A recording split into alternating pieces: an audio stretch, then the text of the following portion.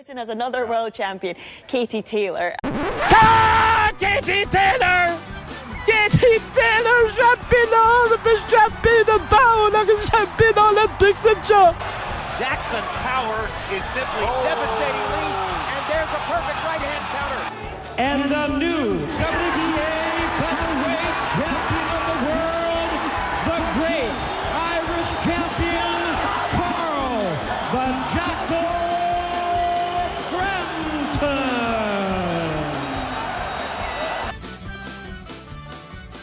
It's crazy the amount of training they've put in, the amount of sacrifices, the coaches, my club coaches, my family, my girlfriend, everybody. It's amazing. There's just so much support that I'm just so grateful. Can't believe it. I don't know. Honestly, it's incredible. I watched all them guys all the time. Paddy Barnes and McConnell in the gyms, and seeing them coming back to Belfast in the big buses and all, and I was down watching and going, it's hard to believe. It really is.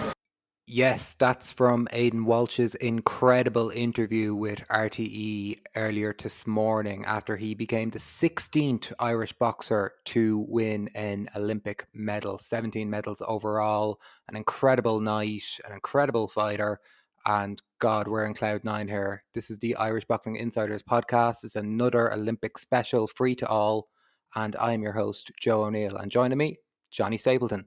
What a fight! What a moment! What an occasion, Joe, isn't it? Like it's, and I was just thinking this morning, it probably is nearly as big a Cinderella story as Emmett Brennan, maybe in a kind of different format. And I know we said it before on the podcast and here, just to consider like to be number one in Ireland and what Walsh had to go through and achieve, like, and now he's an Olympic medalist. Like it's such a brilliant achievement. It's a great moment. We even got a Michael Carew top, which I kind of loved. Yeah, we'll get onto that hop in a few minutes because maybe it didn't work out too well. But this is a huge win for Irish boxing. We'll get into the fight itself. But I was just talking to some of the lads last night, and this is one of the biggest wins, I think, in a long time for a lot of reasons. Obviously, you have the personal reasons for Aidan Walsh. He's a great guy and just delighted to see him succeed. But you spoke in a couple of podcasts, Johnny, about how it's important that Irish boxing did something at these Olympics, that even though it was a bit unfair and the draw was quite tough, that when in the passages of time, looking back, you won't see that. So they did need to have something following Rio, and we've gotten it in spades. But then just on an actual sort of structural level, you mentioned there about Aidan Walsh, like a bit of a Cinderella story. We've seen so many young, talented Irish boxers go pro very, very early. And geez, is Aidan Walsh maybe a bit of an inspiration there, that he only really became the Irish number one in late 2019 and then is now an Olympic medalist? Like, it shows that with commitment, with just drive, you can get there. And yeah, just an absolute brilliant night for Irish boxing. Yeah, it's that kind of Emmett Brennan thing, isn't it? Is like, not number one, I'm gonna make myself number one, then get there. And Walsh has now just put a bit extra onto that. It's not, once you're there, you can actually improve and become like put yourself alongside Irish boxing legends, like, and put your name in folklore for history forever and ever. Like, and it's just an amazing story. And as we were saying previously, like, it's kind of the thing we needed. It's that sort of jolt in the arm. And you're right, like, this one it can be inspirational on so many levels. Like, inspirational to people not to give up, inspirational to people if you're not number one at a certain time. It's not the be all and end all. You can change your fortunes, and then when you get there, you can win a medal. Okay, to get away from the big picture and look at the 9 minutes that actually happened in the ring in Tokyo, this fight, he was a big favourite, but we spoke beforehand about how this was not a foregone conclusion, and it was a tough fight. Mervyn Clare from the Mauritius was actually, he was walking to the ring, and Nick Halling, who was doing the world feed commentary, RTE actually didn't even have a commentator for it, which was a bit shocking. But yeah, Nick Halling saying that Mauritius have a Cuban coach now, and he had taken on Mervyn Clare as his passion project, sort of. And that, along with like the videos that we'd watched to Clare, that sort of made sense to a degree, because you did a great interview there with Enda Kennedy, and he made Clare to be like, oh yeah, he's very basic, but like, we knew that really wasn't the case. So it was the battle of skills, it was the messy, scrappy fight that we were talking about, and Aidan Walsh was just too good. Won the first round 5-0, which is just so crucial. And then second round 3-2 close, and that just meant he got to go on the bike in the third. And even then, like, I was still watching it with my hands over my eyes because the referee wasn't particularly keen on him. We talked about how he's smart in terms of like skirting close to the line but not going over it, but I didn't think he was particularly more negative than usual. That he got 2 warnings from the referee for not engaging, and I didn't think it was that bad. So I was panicking. We got into the last 30 seconds and I was just like, oh, the referee's spoken to him a couple of times. Just stop. It wouldn't have mattered. And even if he got a point off, he still would have won the fight. But God, I was just a bag of nerves for the entire night. Yeah, and it was so strange in terms of we had seen Claire, and you had forewarned that he isn't, like, it wasn't Bull versus Matador, but it really was technical and close in the first round. That last round, you're right. Like, you're trying to do maths in your head and trying to work things out. Like, if he gets docked the point here, if he gets 2, like, you're probably better off staying in the pocket, getting your head taken off, getting 20 cuts just to get a medal, even if you're not going to be in the semi, like, than get 2. Like, that referee, like, it is the voice of style, but that referee he just didn't like it, did he? He didn't like the movement. Like, instead of on your bike, he thought Walsh was on a motorbike. Like, he just wasn't having it, and it did leave you nervous. But as you say, it wouldn't have really mattered in the end. And I think even Holland said it, like, you just at this stage just do what you can to get over the line. Yeah, Holland did say, like, oh, you wouldn't be getting many highlights from that. But I think you would. Like, I did a little video there and it got a fair amount of views. But like, all his fights are to a degree like that. And there was plenty of clean shots there as well, getting in and out of trouble. Like in the third round, especially, even like when you were just saying he just needs to get through this, there was a stage where he landed with about a minute to go and he landed some big shots, the biggest of the round, even though he'd been on the back foot. And that was when you started to get like, okay, it's going to happen. We're nearly there. And yeah, then just confirmed. And it was sort of, outer body makes it sound way too dramatic and stuff. But like for me, at least, and it's for everyone, I suppose, that's the first Olympic medal since 2012. Like I wasn't working with the side. I was not as into Irish boxing as I am now. Like I can remember the medal. Like I remember crying when Katie won, but like I didn't know the fighters personally. I wasn't as maybe analytical of everything and looking into things. It was just, oh, this is great, that's happening, fair play to our boxers. But like knowing what's gone on the last 5 however many years and like how hard some of these guys work, like it was just amazing. It is, and that sort of sense of being involved and like being part of, like, even on the outskirts of a kind of wider group. And it does make you think, like, anytime you've interviewed Michaela, like, she'd nearly talk about Aidan more than herself if she could, like, and just for the family, for Michaela, for him, like, it is just a great moment. And as you said, like, it was a moment that Irish boxing really needed, and one we got, and it's great. Like, you can kind of breathe a little bit now as well. Like, it's that sort of, everything is going wrong, and when feeling around Rio isn't there, and there's excitement. Like, can we build on it now? But even if things go wrong, we have a great story and a great medalist. Yes, Aidan will go to look and upgrade his bronze to a silver on Sunday morning at 4 a.m. That's coming just after Kurt Walker versus Duke Reagan in the quarterfinals. That's at 3:30. We spoke about that fight in the last Olympic special, so we're not going to go over it here. But just on Aidan v Pat McCormack, this is a very tough fight. He's lost 3 times to McCormack in the last 3 years. McCormack's all-round brilliant fighter. My favorite of all the GB fighters. Very, very good. World silver, European gold, 2 silvers in the Europeans as well. Commonwealth gold, number 1 seed here, betting favourite.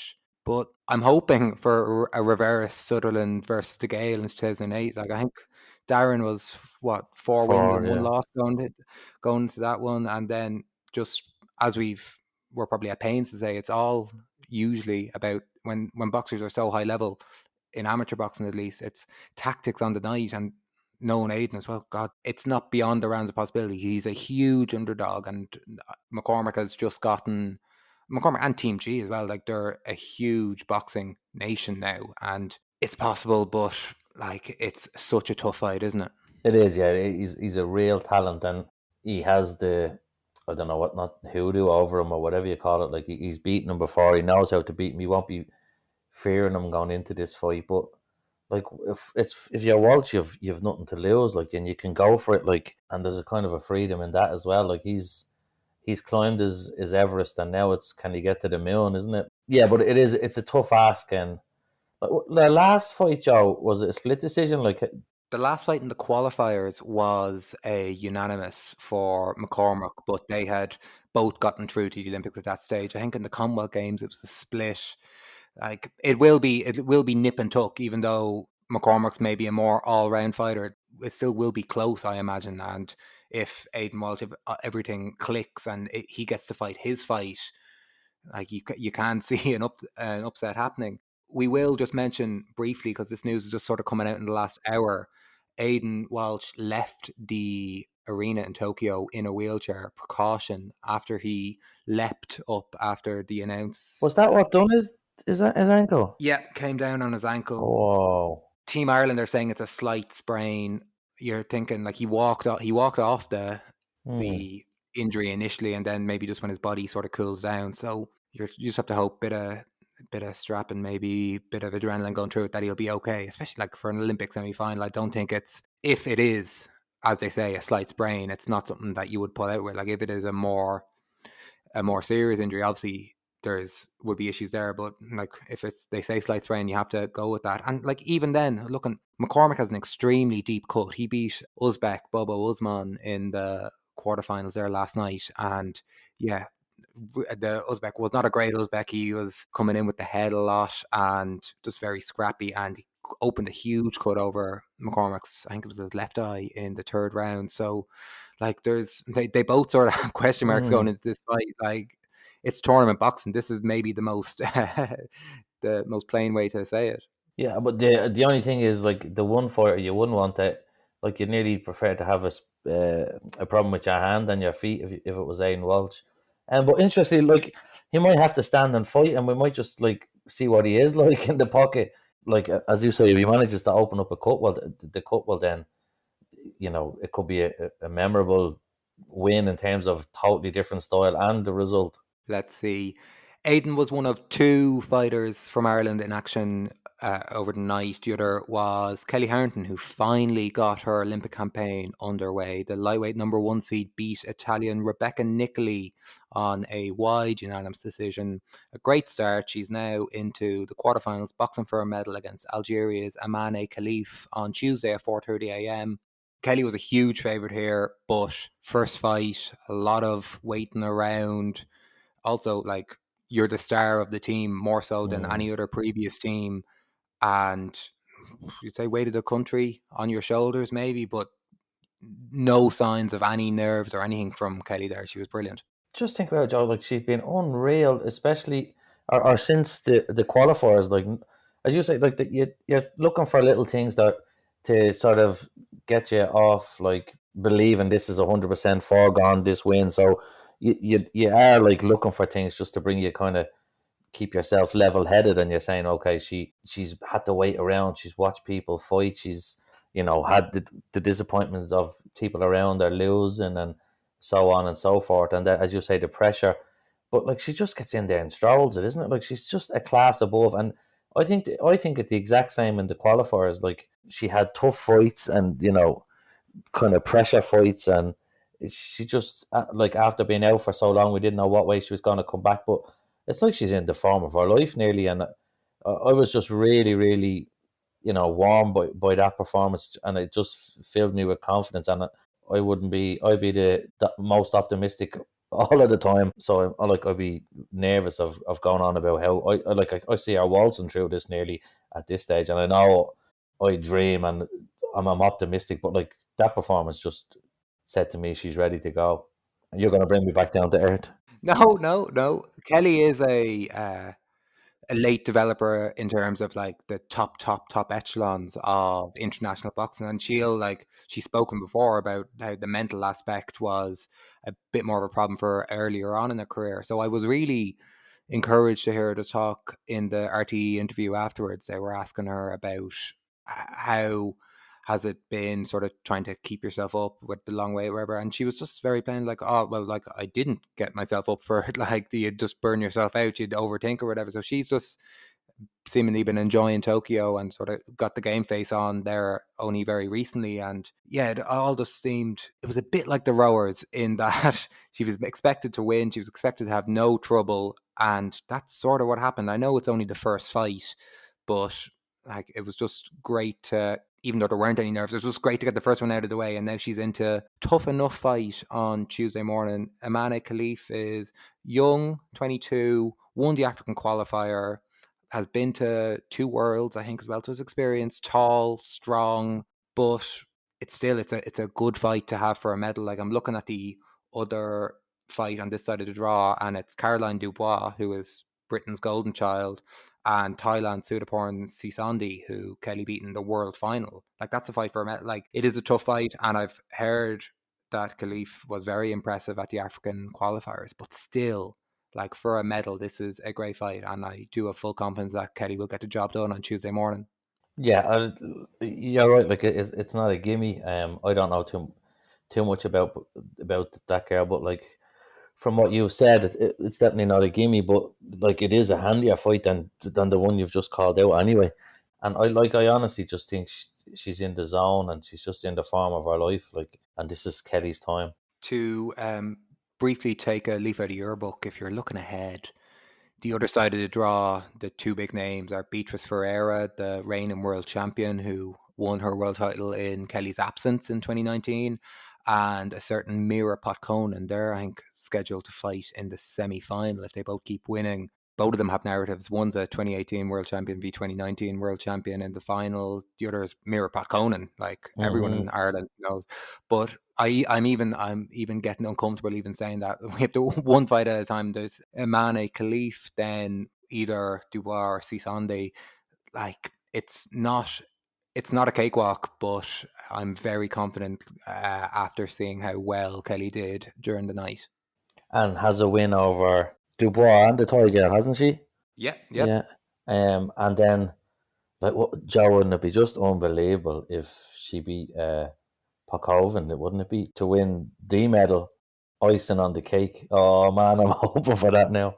Although you'd be terrified, wouldn't you, if that was the final? You'd be like, oh no. It'd be like that Kurt Walker thing you were saying the other day. Like, if Potkoven got knocked out, we'd be celebrating, thinking, oh, this is Kelly's gold. Yeah, it's God, if that happens, it would be the sporting event of the summer. I don't care.